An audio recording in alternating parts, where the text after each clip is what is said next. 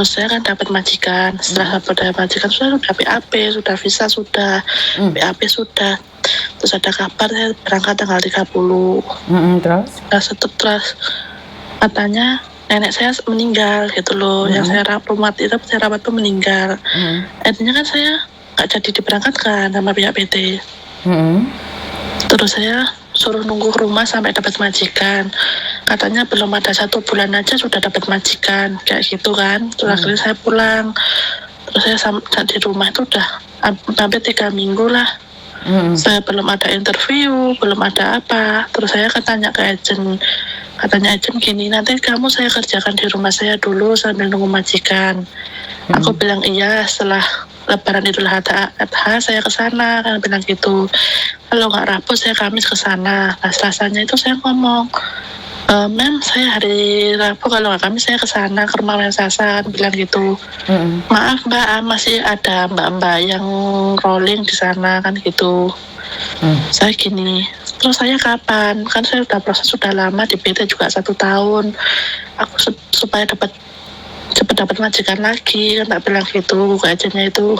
Kami tuh kayaknya susah cari kerja di Hongkong itu, kayaknya kamu nggak ada rezeki kerja di Hongkong. Gimana kalau kamu ke Singapura apa Malaysia aja, bilang gitu. Lalu saya bilang gini, kenapa sih kok mulai dari awal kayak pihak PT nggak mau ngomong kalau saya nggak bisa ke Hongkong, alasan saya nggak bisa ke Hongkong itu apa, tak bilang gitu kan.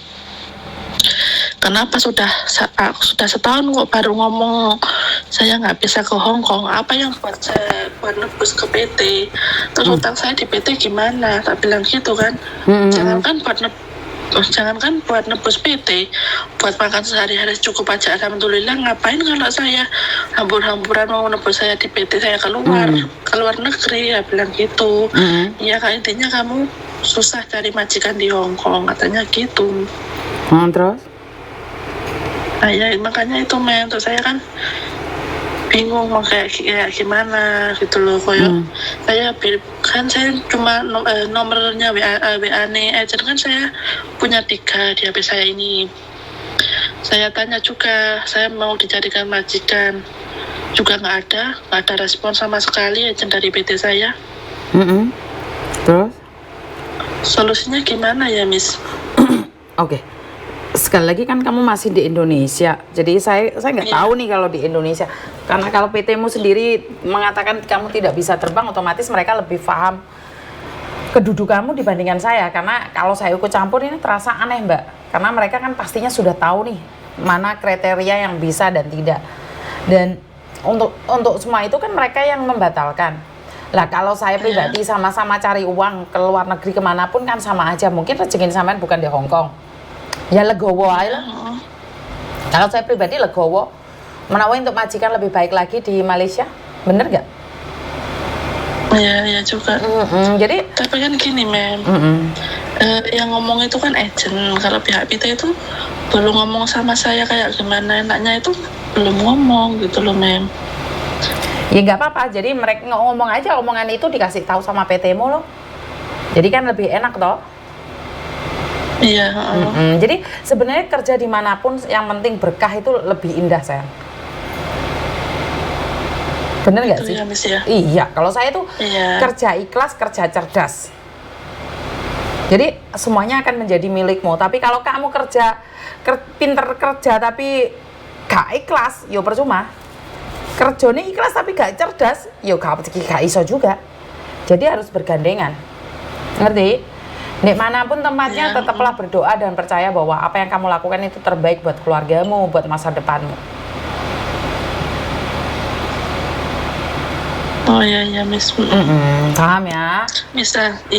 Misalnya saya minta bantuannya Miss supaya saya bisa dicarikan agent dari Hongkong, nanti terus agentnya itu konfirmasi saya sama pihak PT gitu, nggak bisa ya Miss? Nggak bisa sayang, karena saya sendiri itu bukan agent dan saya tidak ada hubungan dengan PT-mu, jadi saya nggak bisa. Gitu jadi saya nggak ya? bisa.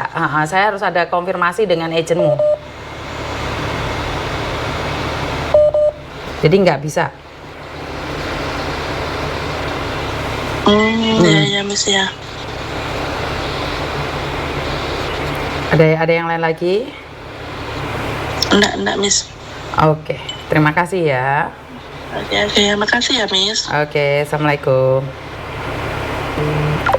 Oke, buat teman-teman, suatu dilema memang.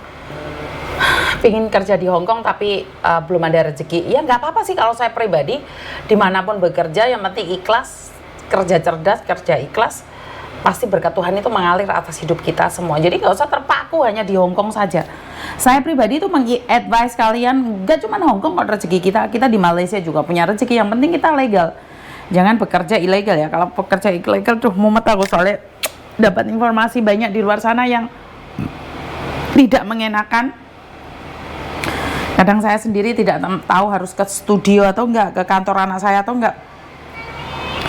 Karena kalau di kantor anak saya kan saya nggak bisa kayak pingin tidur atau istirahat, itu saya nggak bisa. Karena itu saya ngomong sama anak saya akhir-akhir ini, mungkin saya fokus di rumah dan dia di studio saja. Karena sekali lagi terlalu banyak masalah di luar sana. Saya butuh perhatian ekstra pada diri saya sendiri. Karena kalau saya nggak cukup tidur, stamina saya juga kurang baik juga ya Mbak ya. Jadi saya memilih untuk beristirahat di rumah, lebih nyantai di rumah. Dan kadang-kadang kalau saya ingin datang ke studio ya saya datang aja ke studio. Dan buat teman-teman, terima kasih atas dukungannya. Bantu saya doa agar saya tetap amanah, menjadi berkat buat kalian. Dan jika kalian menitipkan donasi-donasi itu, jangan pernah khawatir karena saya akan menyumbangkannya. Dan terima kasih sekali yang sudah menitipkannya pada saya. Saya mencoba untuk belajar dari segala kasus, dari anak-anak yang tinggal di rumah saya akan membatasin. Dan saya tidak mengizinkan mereka berkoneksi satu sama lain, karena ternyata di luar sana banyak yang TNG-nya masuk langsung pada orang-orang tertentu. Jadi ini adalah pelajaran buat saya pribadi. Apa yang terjadi kemarin pada diri saya jadikan pelajaran bahwa tidak semua orang itu berpikir bahwa untuk kemajuan kita bersama, kadang-kadang untuk diri sendiri. Jadi saya pribadi, saya membuka ini bukan berarti saya harus menjatuhkan diri saya sendiri. Saya membantu orang lain, tapi kalau saya sendiri jatuh itu sama aja dengan bunuh diri. Tapi dari setiap kejadian itu saya belajar bahwa tidak semua orang yang kita tolong akan mengucapkan terima kasih. Tapi sudahlah, saya akan tetap berusaha menolong orang lain sekuat saya, sebisa saya. Dan itu aja dari saya. Kurang lebihnya saya minta maaf. Tidak ada gating yang tidak retak. Begitu juga dengan kata-kata saya mungkin menyakiti kalian secara langsung dan tidak langsung. Dan mungkin ada yang tersinggung dengan ucapan saya. Saya minta maaf, saya manusia, tempatnya salah dan dosa. Dan wassalamualaikum warahmatullahi wabarakatuh. Berkat Tuhan mengalir atas hidup kita semua. Semoga semua makhluk hidup bahagia. Dan terima kasih, sampai ketemu lagi. Bye-bye.